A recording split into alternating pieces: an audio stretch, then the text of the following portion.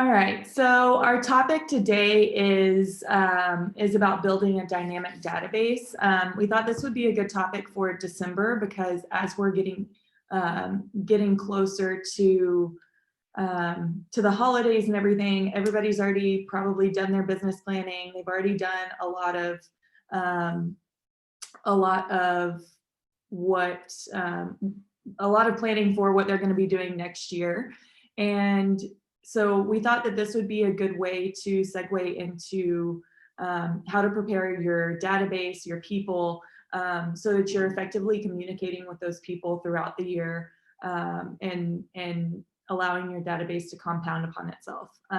When I first got started in real estate, I was new to San Antonio. I'd only been here a few months, and they said, I did the Ignite class through KW, and they said add 100 people around in and around San Antonio to your database, and I didn't know 100 people in San Antonio. So it was really intimidating for me, and so I did it a little bit, and then I just used the cop out of I don't know anybody, and I feel like it set me up for a little bit of a slower start in the beginning because I just didn't do what I should have done.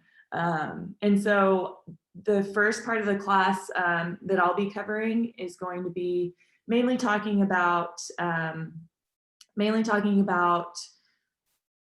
how to set up your how to get started.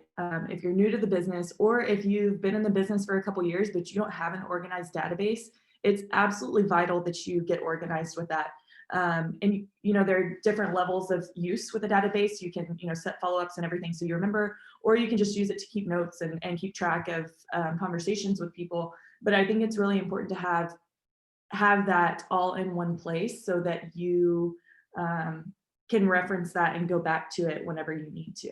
So after I'm done with that portion, we will have our special guest, Chris Jacobs, on, and Chris is going to be talking about how to actually cultivate that database, how to build your database, how to work with those people. Chris is going to do about 80 units this year, and I think the majority of those, he can talk more on it, but the majority of those are his sphere and his database. And so he does a really, really great job at keeping in touch with all of his people, making sure he's top of mind with all of those people, and making sure that he's the one that they come to whenever they have any real estate needs or have any friends or family with real estate needs. So Chris is going to talk more practical application with all of that. And I think it'll be really helpful as we get going to hopefully give you some tips. So I'm going to go ahead and get my presentation started. You know me, I like to have a point presentation that makes me old school or what, but I like having a presentation to go off of.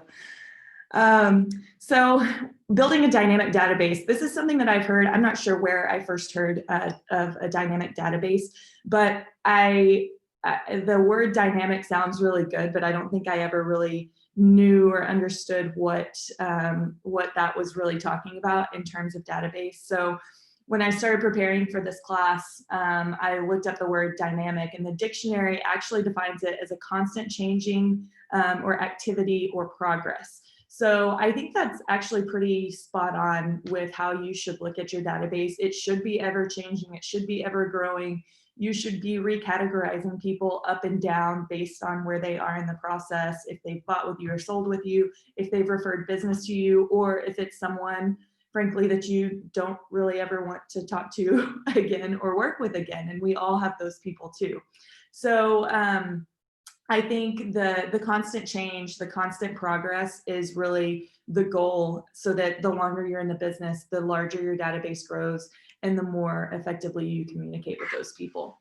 So we'll cover where to start with getting your database off the ground, what info you need to gather, picking a CRM or method of tracking and how to utilize that, categorizing your people, making a plan for keeping in touch, and then continuing to grow and adjust.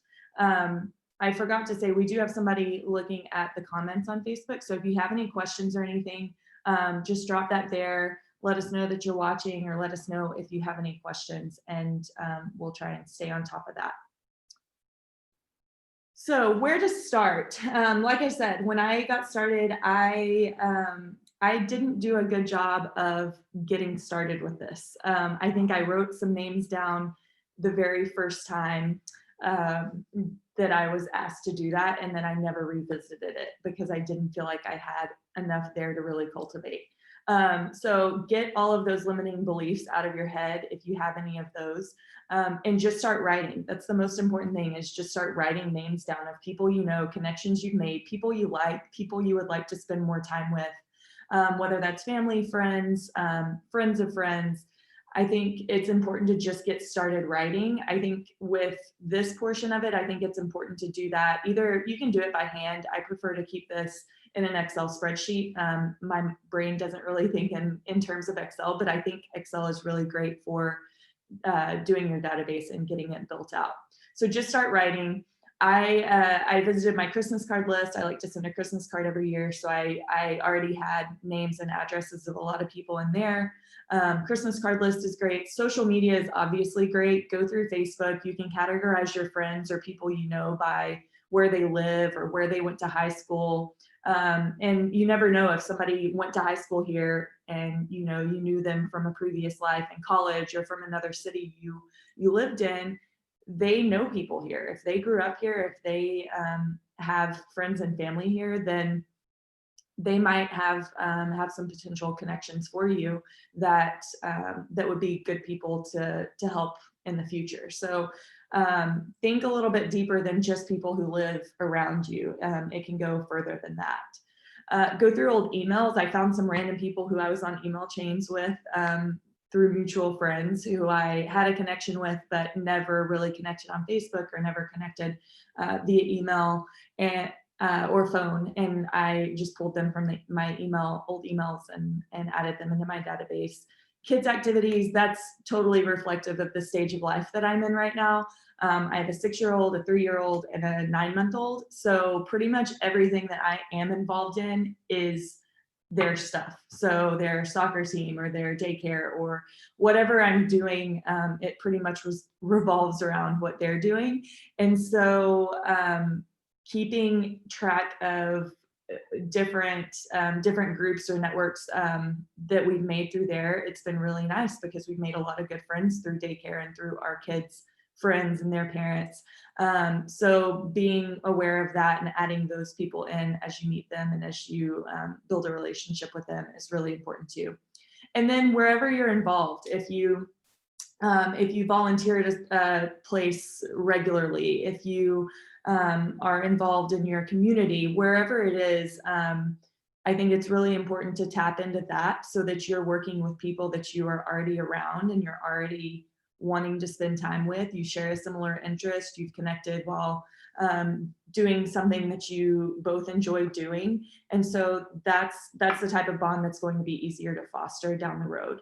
So think through all the things you're involved in, any groups, any activities that you do. And if you're not involved in anything, you need to be getting involved in something, because that's how you build relationships, is by getting involved, meeting new people, asking them to coffee, asking them to lunch, asking them over for a play date, whatever it is. You've got to be pretty proactive in building that. So gathering all information. I thought this was important to point out because obviously everyone's going to think, okay, I need to get people's email address and phone number and home address. Those are the 3 areas where you automatically think you need to gather. But I think it's important, even if you don't have any information on someone, add their name. Add their name to your spreadsheet or to your database or to your list that you're making in your notepad, because that'll serve as a good reminder when you're going through it and revisiting it, that you don't have that other information. If you don't add someone just because you don't have their information, then it could be out of sight, out of mind. So still add those people even if you don't have their contact info. And that way, once you revisit it, however often you are revisiting your list, to recategorize and excuse me, and just take a look and see who you need to talk to. That will be a good memory jog for you to go out and get that person's information next time you see them. So start with name, put them down even if you don't have any of their other information. Obviously, phone and email are two of the most important. Home address is really important as well. Even if they just bought their house, or even if you don't send out anything by mail, I think it's really important to have people's home addresses so you know location. You can drop something off if you need to, like a pop by or something like that. You can check on their property tax value and make sure that it didn't go up astronomically high. You can make sure they have a homestead exemption. You can do a lot of things to help them and give them value by having their address, even if you're not physically sending something out through the mail to that person. And then past that, any sort of personal information is great to have. So birthdays of not just the person in your database, but their spouse, their kids, any information on the kids' names or ages. So you can send a congratulations on graduating postcard or whatever it is. Any info that you have on the person, and this sounds so not corporate, but it sounds so businessy, but for me, that's just a reminder. It's a reminder of what that person has going on in their life. And it serves as a reminder for you to make sure and reach out and ask about their kids, or ask about the job change, ask about the job search if they're going through that. Just whatever information that you have, I think it's important to include in there. Picking a CRM is a little bit different for everyone. So I, this summer, went out on the hunt for a new CRM. And I went with LionDesk because it was the cheapest option and it gave me pretty much everything on a smaller scale. The main thing that I look for in a CRM is somewhere where I can keep notes on conversations, keep notes on the person and information on them, to jog my memory in the future. If they've mentioned that, you know, their mother-in-law is thinking about moving to San Antonio, then I know to follow up with them about that specifically. The biggest thing for me is to be able to set reminders. So that's why I think it's important for me to have an actual CRM instead of an Excel spreadsheet. I think this totally depends on you. If you're paying for a Boomtown or a LionDesk or any of those CRMs, and you're not utilizing it, then it's pointless. Then you need to just go to an Excel spreadsheet or go to a by hand system or method. It's got to be whatever works for you, because some cost money and some don't, and you don't want to be spending money on something that you're not utilizing in your business. So if you're an Excel person, great. Just figure out a way of organizing that so that you can track, make sure that you've contacted your people, make sure that you're keeping in touch with your people. Another idea, I think I heard this at Mega Camp. I can't remember exactly, but I think it was at Mega Camp a few years ago. An agent said that he does his whole system through file folders. So he has, you know, old school file folders, and he has a file, a little manila folder for each client. And he has basically everything printed out in that file for that person. So gets the file out, notes down whatever he talked to them about, when he needs to follow up with them next. Say it's 3 months down the road, he puts that in the 3 months out. So the March folder, if he talked to them today, he would put it in the March folder to follow up with them in March. I think you would have to be pretty on top of things to do that. I don't know that I would remember exactly when to follow up in March or anything like that. So I don't think that would work for me, but if that works for you, great. It's just a way of keeping track, and it shows that you're in tune to your database and what you're doing. So you need, when you're picking a CRM, you really need to determine your needs. So figure out, do you want to text and email and have MLS search features through your database? Do you want to have mobile functionality? That was a big thing for me. I wanted to make sure I had an app on my phone where I could add things on the go, and LionDesk had that.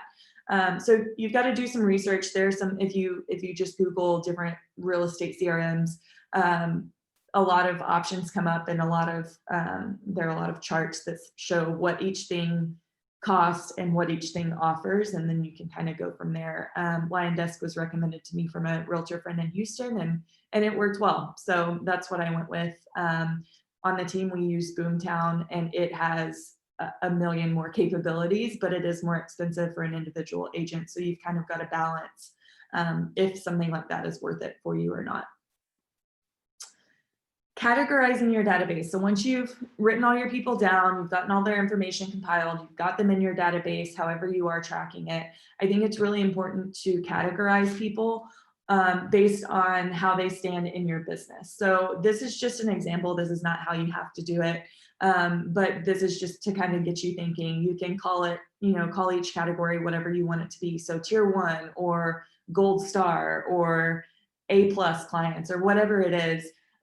Those are going to be the clients who have bought and sold with you multiple times or who have referred people to you. So sometimes the people we haven't even worked with yet are our best referral partners.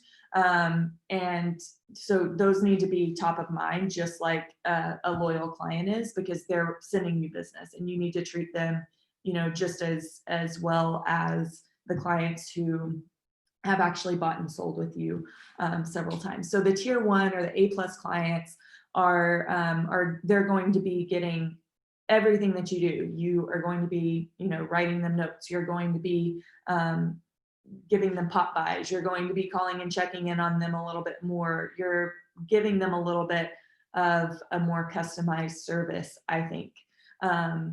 Tier 2 clients would be clients who have bought and sold with you but haven't referred, you have little communication with. We have a lot of those clients where, nothing ever went wrong or bad. We just don't communicate with them as much, or they maybe are not going to be the best referrers because they also don't really know anyone here, whatever it may be.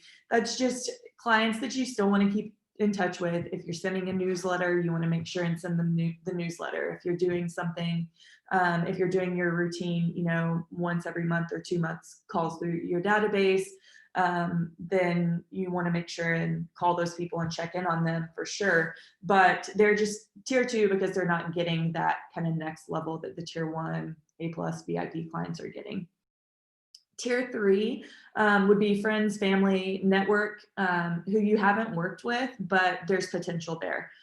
So in pretty much anyone who's not a client and hasn't referred you business. And there will be a lot of those people. So those are people you're going to keep in touch with just on a personal basis, so that hopefully in the future, when they do have a need, they will turn to you.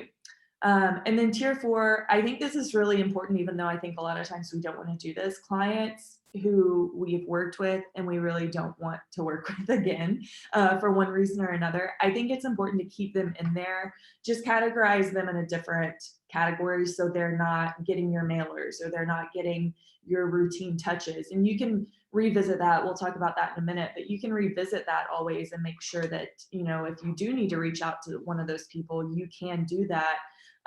But I think it's important to keep those people in your database, just keep them separate. And I didn't add on here, but I was thinking it would be a good idea to also have a category for people who maybe don't live in San Antonio. So I think, if you've been in the business for very long in San Antonio, you've undoubtedly had military clients or out of state investors or whatever it is who have moved away and are in a different state. Those people are still great people to keep in touch with. So I would put them in a different category where they're maybe not getting quite as much stuff from you, maybe not getting quite as many touches, but it is still important to keep that relationship just in case they ever do come back to San Antonio, or in case any of their family and friends who are here need a realtor. So it is important to still keep in contact with those people. I would categorize them in a different category. And then it's also important, if you have any realtor connections in other cities or states or people like that, you can always add them into your database as well. This is really all focused on categorizing the people your sphere, and people kind of out on the rim of that, clients you've worked with in the past. We also have a system on the team where when we get new leads, external leads, and come into Boomtown, we categorize those in a different way based on their priority and their needs. So if there's someone who is wanting to buy by February, they're going to be in a hot lead category. If there's someone who doesn't want to buy until summer, then they're going to be in more of a nurture category. So we have a ranking system as well within our database for new leads, people that are not in our sphere, not already in our database, that come in, and how to keep those organized and categorized. And I think that's huge for the agents on the team, just having that system built out, and being able to follow it based on their clients. It's just a really great way to keep organized with new people, especially when things get really busy. And making a plan for keeping in touch. This is a little bit about more about what Chris is going to talk about and how to cultivate your database. Like I said earlier, you want to make sure that it's dynamic and it's always growing and actively changing. I think you need to revisit your database. It kind of depends, I guess, on your preference on how often you do that. I think quarterly would be fine. Ideally after you have a closing or after you get a referral from someone and you go in and notate that in that person's profile, ideally at that time you would move them up to A+ or whatever category you feel they fit within your model and your database. But we know that that doesn't always happen immediately.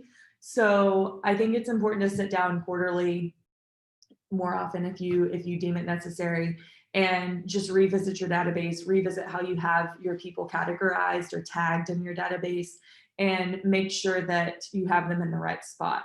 Maybe something's happened or a conversation has happened since you last revisited that, where you need to go in and add some notes, and you realize when you see that person's profile that you had forgotten to include those notes. So I think it's important to always just keep a watch on your database. It's not something that has to be rocket science or something that has to be crazy. All of the work is mainly upfront in getting organized, getting it set up. And then this is more just maintenance throughout the year and throughout your time in real estate. So I think when you're doing it right, which, I think some people do, some people don't. It depends on the person. But when you're doing it right, your database, it kind of leads your business. I mean, you can keep track of everyone that you're talking to and keep those people top of mind so that they don't fall through the cracks and they don't get left behind and maybe choose another realtor or something like that. I mean, if you're really working your database how you should be working it, then over time it's going to become the number one source of business for you. And that's the goal. Those people that are referred to you and those leads that you get from friends, family, past clients, those are the sweet spot in real estate. And that's when it really becomes enjoyable and becomes fun, is when you're able to work that type of business. So I will stop sharing and switch over to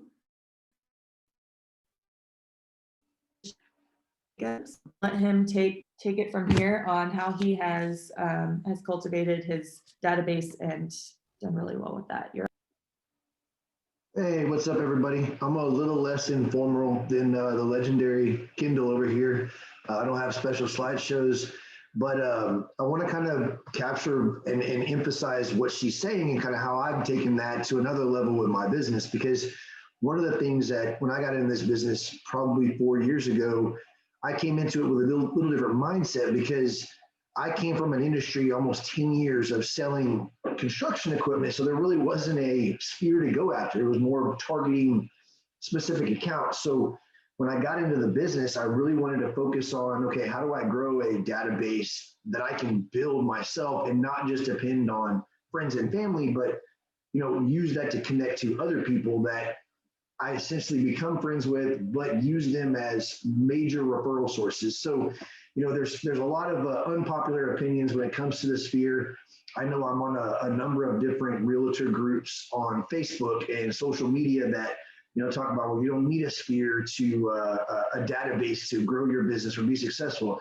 And while all of that is true, understand that whether you're on a team or you're an individual, your sphere is your business. Because if you're an independent agent, you're having to pay for marketing, you're having to pay for leads, you're having to do all that stuff, you're having to nurture those people. Well, your sphere is your supplemental income.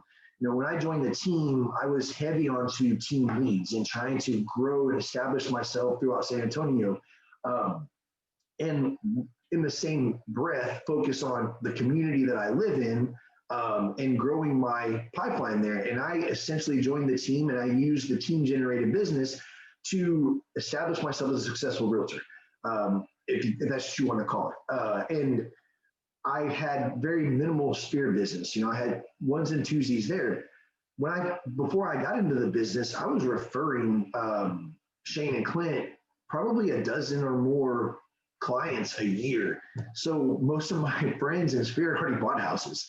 So I had to kind of reestablish myself in my community. So I started focusing on like builders and small custom home builders, and building my pipeline with them, and then getting more involved in my community. And as I was on the team longer, I went from probably 90% team generated business, 10% Sphere.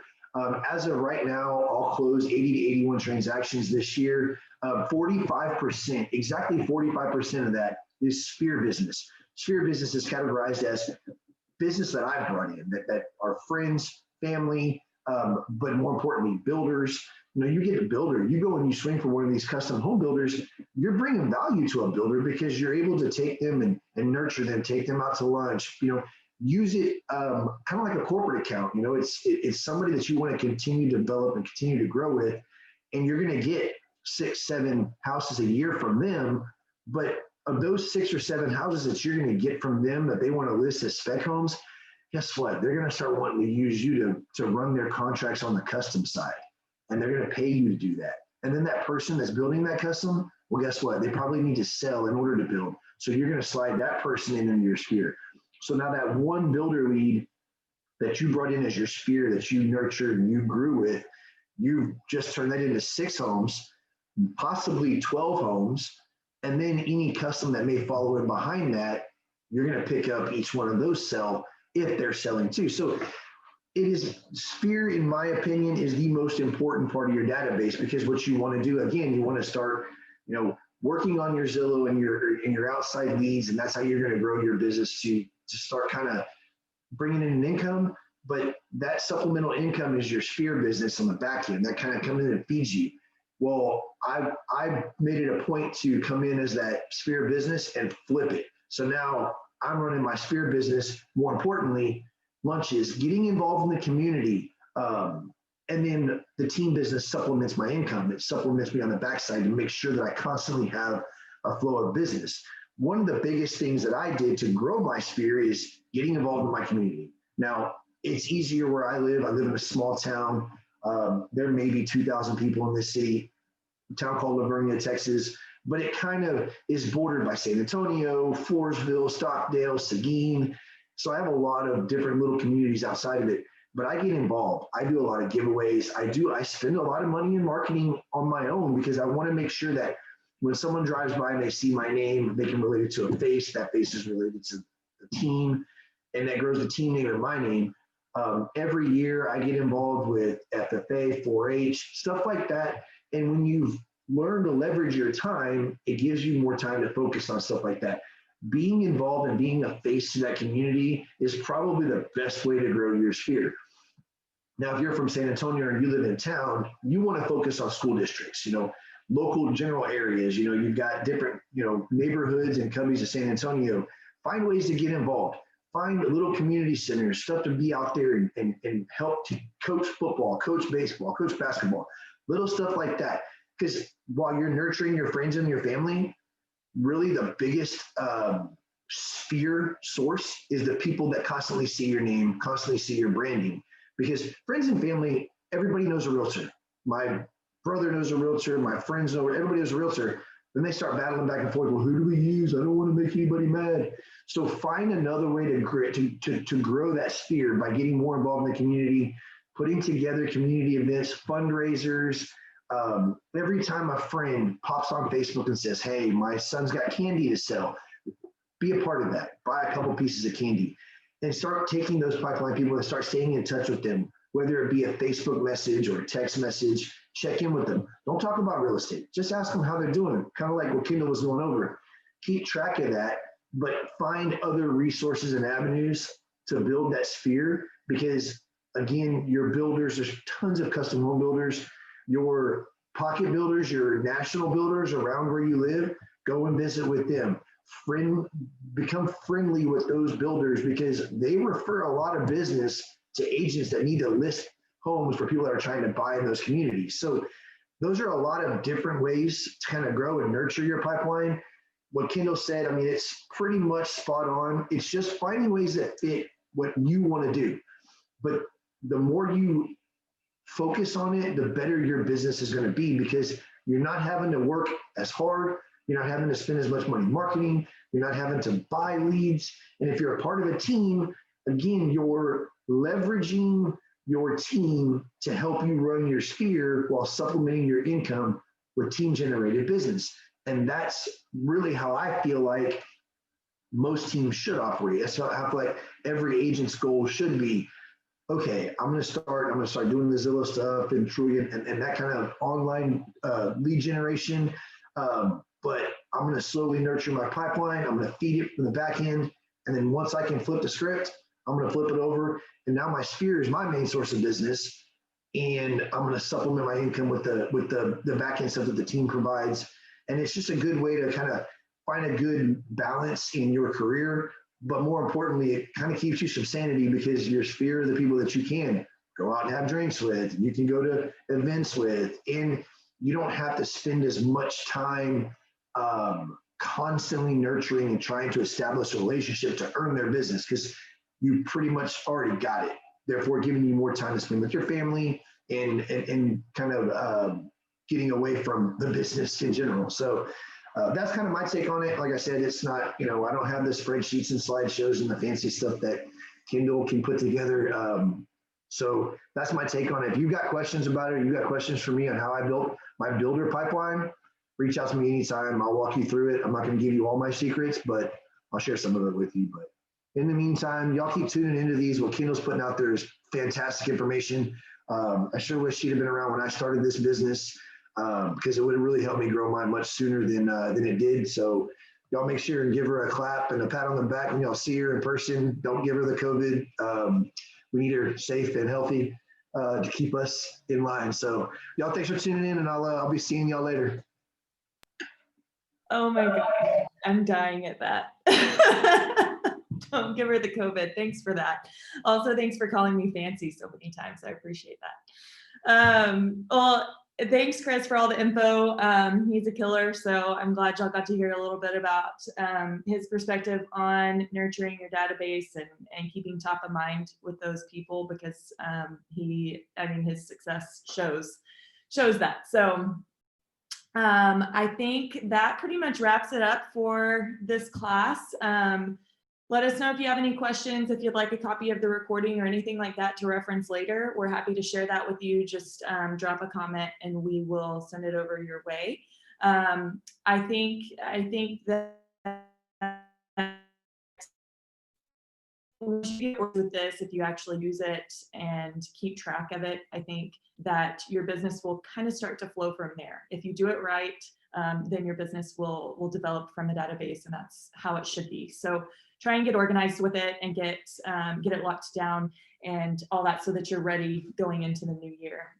This is also kind of a tricks of the trade plug. So if you have any topics or anything that you'd like us to cover next year, definitely shoot a message to me or Penelope, or drop it here in the comments. We would love any ideas on what you're having trouble with, or what you would like some extra info about. And if it's something that I don't know everything about, then I'll bring somebody on like Chris, who is a total expert and who can help you out with that.